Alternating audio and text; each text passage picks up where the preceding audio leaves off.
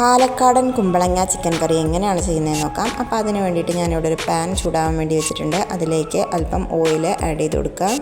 Oil ചൂടായി വരുന്ന സമയത്ത് നമ്മൾ ചിരകി വെച്ചിരിക്കുന്ന തേങ്ങ ഇതിലേക്ക് ആഡ് ചെയ്ത് കൊടുക്കുക. തേങ്ങ നല്ലതുപോലെ റോസ്റ്റാക്കി കൊടുക്കണം.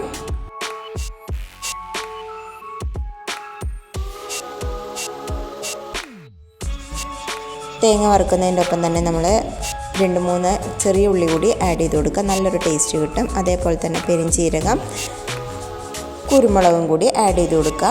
ഈ ഒരു കുരുമുളകിൻ്റെയും പെരിഞ്ചീരകത്തിൻ്റെയും ചെറിയുള്ളിയുടെയൊക്കെ സ്മെല്ലും ടേസ്റ്റൊക്കെ അപാരമാണ്. അപ്പോൾ നമ്മുടെ തേങ്ങ നല്ലതുപോലെ റോസ്റ്റായി വന്നിട്ടുണ്ട്.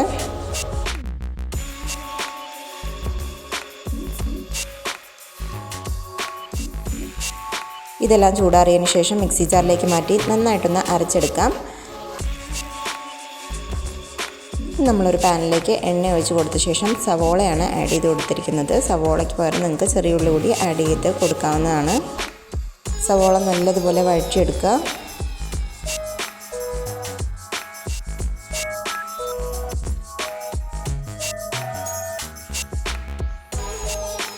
സവോള പെട്ടെന്ന് വഴണ്ട് കിട്ടാൻ വേണ്ടിയിട്ട് ഉപ്പും അല്പം മഞ്ഞൾപ്പൊടിയും കൂടി ഇതിലേക്ക് ആഡ് ചെയ്ത് കൊടുക്കുക.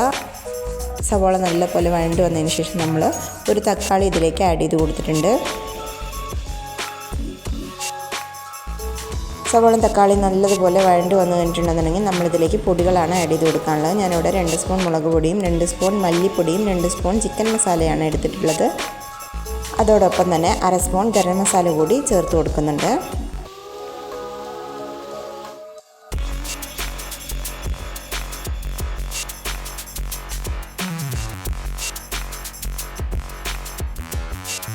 പൊടികളുടെ പച്ചമണം എല്ലാം മാറുന്നവരെ നന്നായിട്ട് ഇളക്കി യോജിപ്പിച്ച് കൊടുക്കുക. അതിനുശേഷം നമ്മൾ കഴുകി വാരി വെച്ചിരിക്കുന്ന ഈ ഒരു ചിക്കൻ ഇതിലേക്ക് ആഡ് ചെയ്ത് കൊടുക്കുക.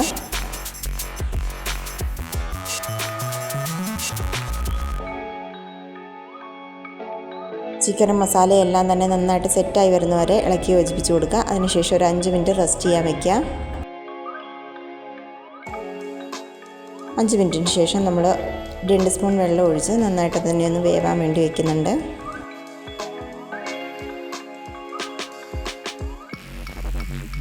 ചിക്കൻ ഒരു പകുതി വേവാവുന്ന സമയത്ത് നമ്മളിതിലേക്ക് കട്ട് ചെയ്ത് വെച്ചിരിക്കുന്ന കുമ്പളങ്ങ ആണ് ചേർത്താൻ പോകുന്നത്. കുമ്പളങ്ങ മെയിൻ ഇൻഗ്രീഡിയൻ്റ് ആയതുകൊണ്ടും ഇവിടെ എല്ലാവർക്കും കുമ്പളങ്ങ ഇഷ്ടമുള്ളത് കൊണ്ടും ഞാനിവിടെ കുറച്ചധികം കുമ്പളങ്ങ തന്നെ എടുത്തിട്ടുണ്ട്. ഇനി ഈ കുമ്പളങ്ങ ചിക്കനിൽ കിടന്ന് നന്നായിട്ടൊന്ന് വെന്ത് വരട്ടെ. അതുവരെ നമുക്ക് വെയിറ്റ് ചെയ്യാം.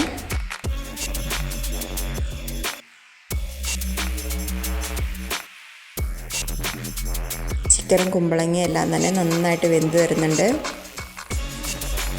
ഈ സമയം ഉപ്പ് കുറവാണെന്നുണ്ടെങ്കിൽ ഉപ്പ് കൂടി ചേർത്ത് കൊടുക്കാം.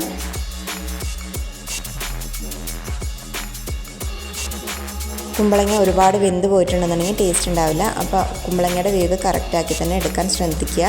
ഇനി നമ്മളിതിലേക്ക് ആഡ് ചെയ്ത് കൊടുക്കേണ്ടത് നമ്മുടെ കുരുമുളക് പൊടിയാണ്. ഞാനിവിടെ 2 സ്പൂൺ കുരുമുളക് പൊടിയാണ് എടുത്തിരിക്കുന്നത്. എരിവിനനുസരിച്ച് നിങ്ങൾക്ക് കുരുമുളക് പൊടി ചേർത്ത് കൊടുക്കാവുന്നതാണ്.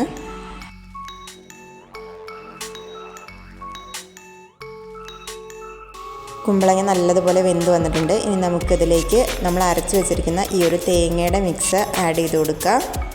ആവശ്യത്തിനുള്ള വെള്ളം കൂടി ഒഴിച്ച് നന്നായിട്ടൊന്ന് യോജിപ്പിച്ചെടുക്കാം.